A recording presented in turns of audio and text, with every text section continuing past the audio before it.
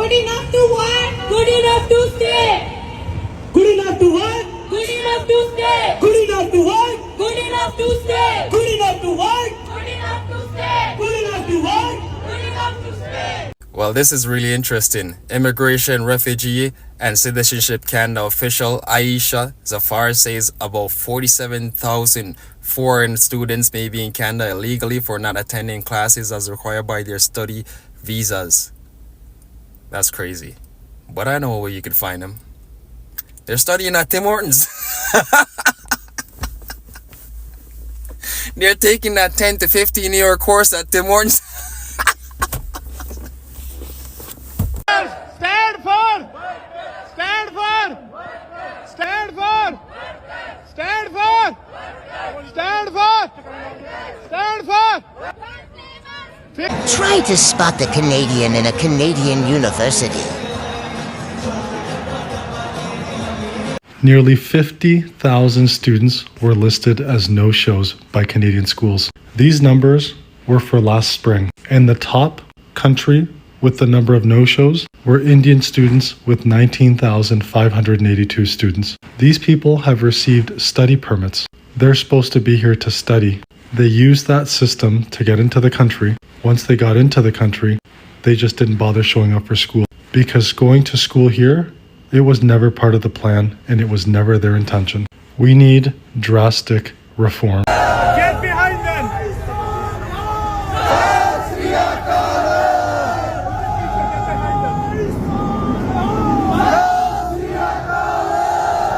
Canada is shutting the door. Canada denied 70% of study abroad applications for visa, and the students are redirecting away because only 30% are actually getting their visa approved. I saw a video of international students protesting in Quebec because the government of Quebec shut down a particular stream that leads to nominations for permanent residency. I think a similar case happened in Ontario and Alberta. I just want to remind international students that because the government of Canada approved you to come in on a study permit, it doesn't guarantee that they're going to give you permanent residency.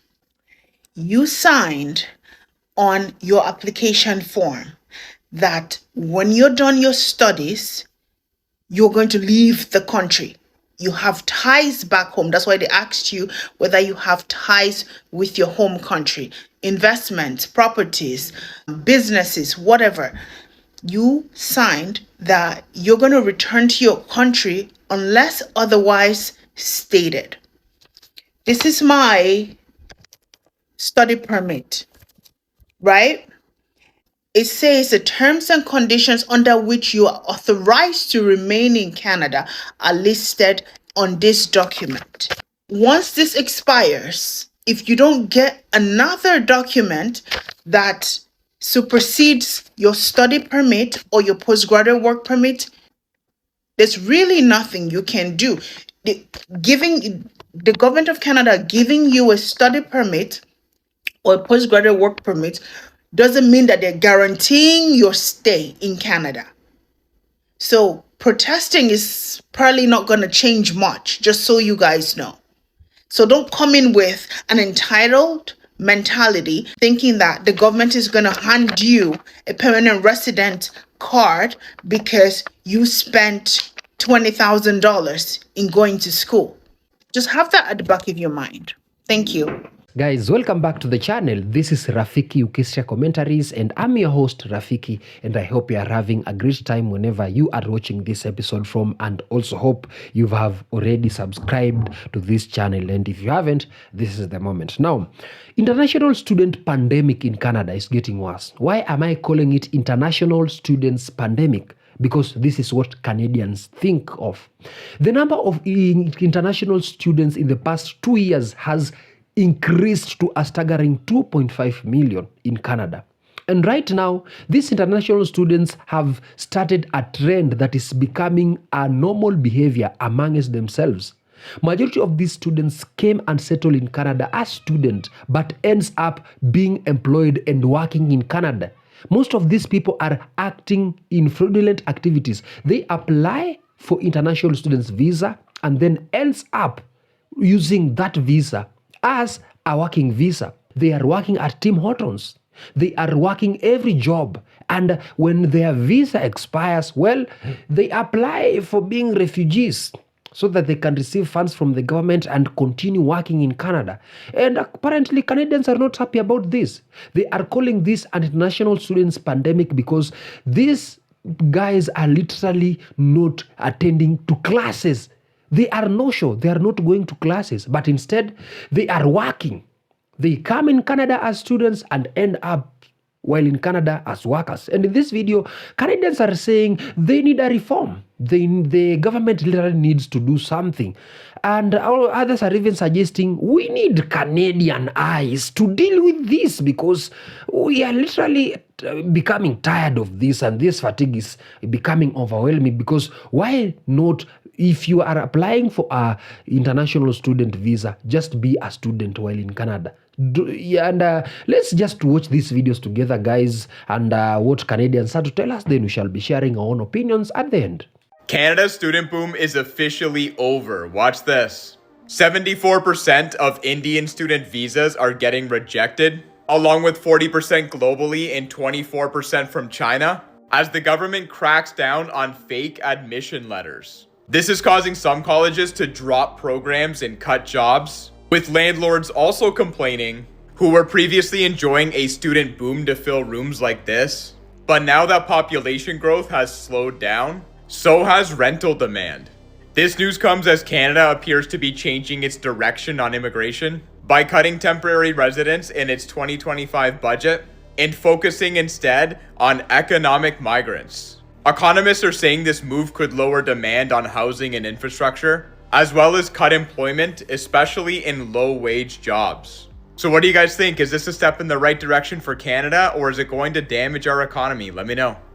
International students, how are you doing this and why are you doing this? How can you afford these brand new Teslas, these Mustangs, and these Challengers, brand new off the lot, when you are just an international student? I actually had one drive like a C300 Benz. I'm still like, holy crap, when I was going to school, I had like a $10,000 car and it was used. You have these students spending $40,000, $50,000, $60,000 on a car as an international student. Like, are you guys don't realize like this is stupidity? Do you know that soon as you drive that bloody car off the lot, it loses like 10% of its value? But let me guess, you are sending that stuff into your social media accounts and you think you're all cool with all the, back home. You're like, hey, look at me with my Mercedes C300, even though I'm barely making the friggin' payments. But I'm going to show my, people back home. I'm so fantastic. I'm so great. Word of advice, do not buy brand new cars. In fact, you should be buying something that's like 10 years old because you're an international student.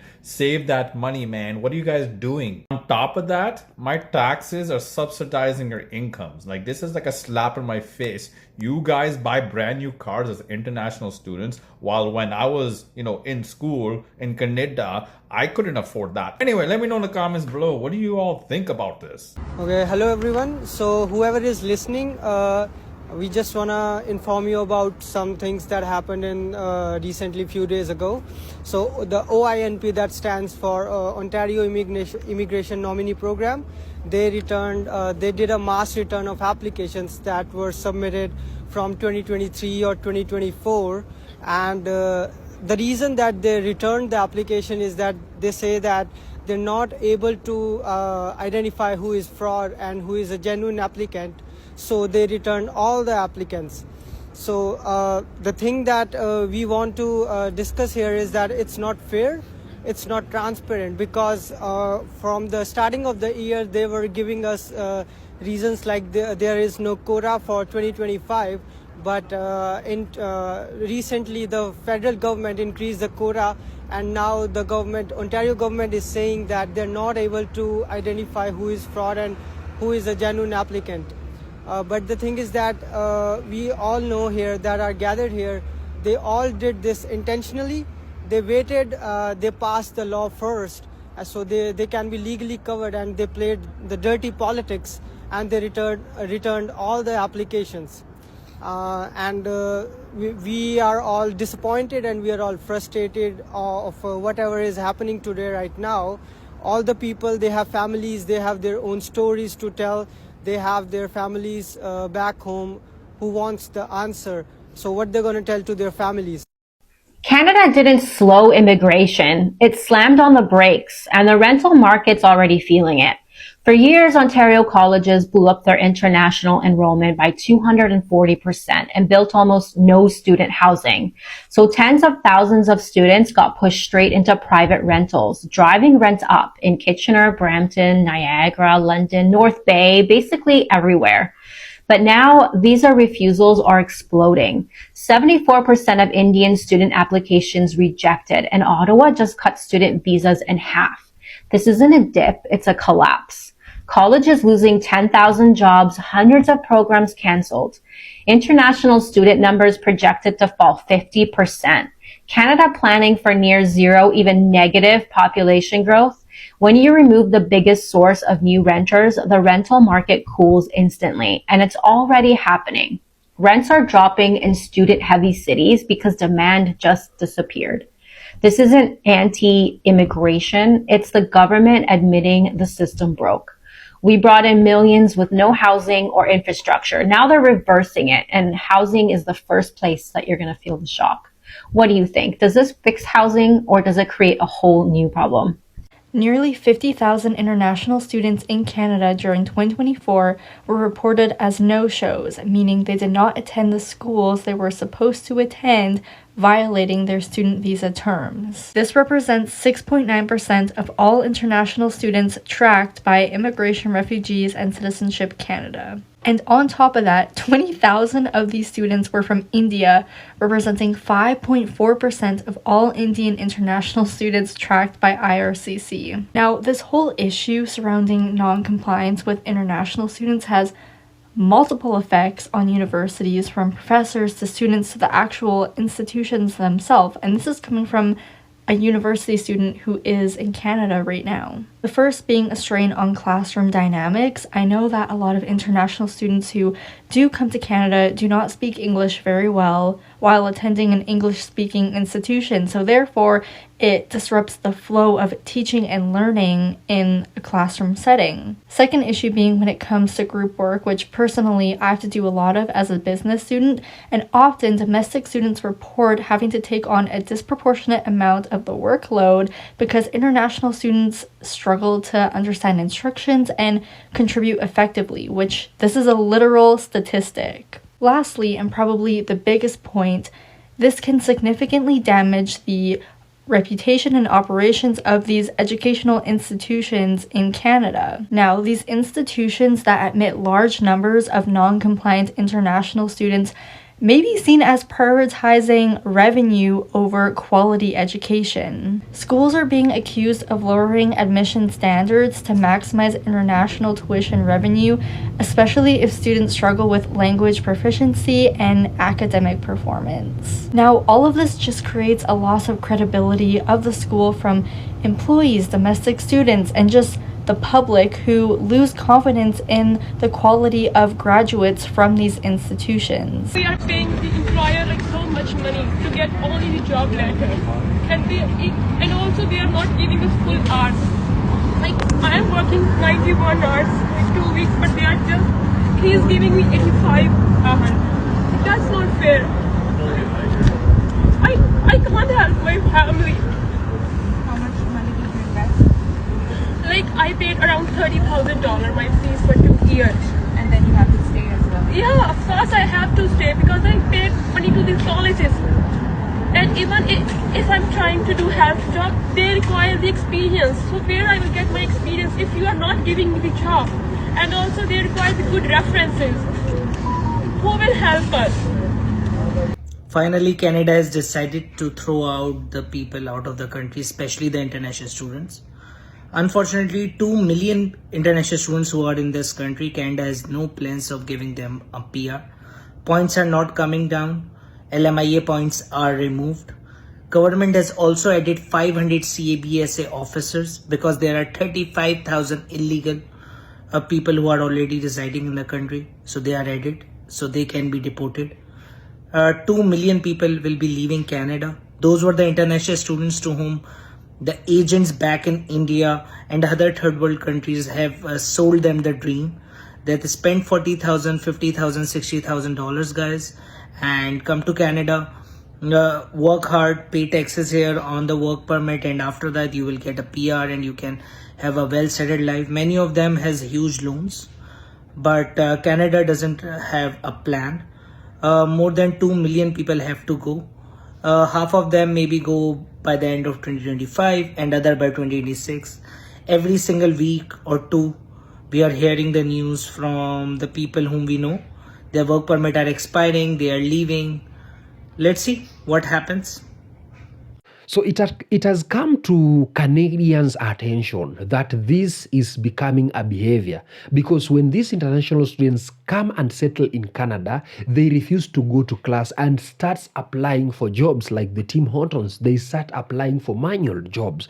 And apparently these employees or employers in Canada, they prefer to give these international students these jobs because they pay a very low wage, they are willing to be loyal, they are willing to work extra hours. And this is causing outrage among the Canadians because unfortunately most of the Canadians are losing their jobs. These international students ends up being a no-show.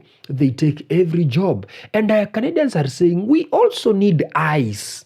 Yes, we also need Canadian eyes in Canada right now, because Canada's system is kind of being too friendly for these international students. They should be in class studying, and then after their studies, after their study permit ends, they should go back to their homeland. But instead, they end up applying to these jobs. When they end up applying to these jobs, some of these international students are even living lives, very lavish lives than the Canadians themselves, driving expensive cars, living in luxury homes.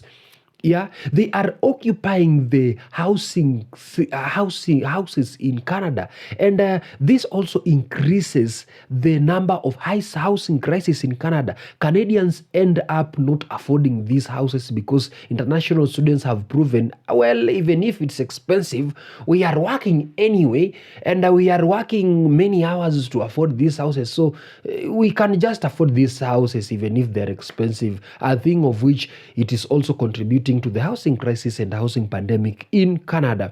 The Canadians are also suggesting that Canada government needs a reform, not just the one that it has already implemented, that they should deny these international students from applying or doing a proper background check, because majority of these who come to Canada, they are not coming there to study. They are coming there to work. And to get a work permit in Canada, it's very hard, especially when you are a foreigner. But to get a study visa, a study permit, it is very simple. The government just gives it away. So these Indians, these international students, they are using that as a breakthrough to come into Canada, then settle, then start working at Tim Hortons. Yeah, so they are calling again a reform, because we are seeing very, very, very, very many frauds using this study visa. These students are a no-show. The government has confirmed that, and majority of them, they are Indian students. But to coming to conclude this whole topic is, the government should literally do something, because giving everyone a study permit, you should go and do a background check. Is this person really coming to Canada to study or work? And if they are coming to work, why can't they apply for a job visa? They are applying for a study visa. And again, why are we allowing this to happen? Like, the government should be checking on these people who checking on the lists of these students attending the classes? Are they literally attending these classes, or we just know they applied for this study visa, but in reality it was converted by them into a work visa? Are they literally attending these classes, or are they going to work? If they are going to work, they should be sent away. But if literally they have these registers attending classes, then that's a different case. But those are just my contrary opinion. You do tell me what to think about it. Subscribe this channel so that you don't miss out the next episode. Adios.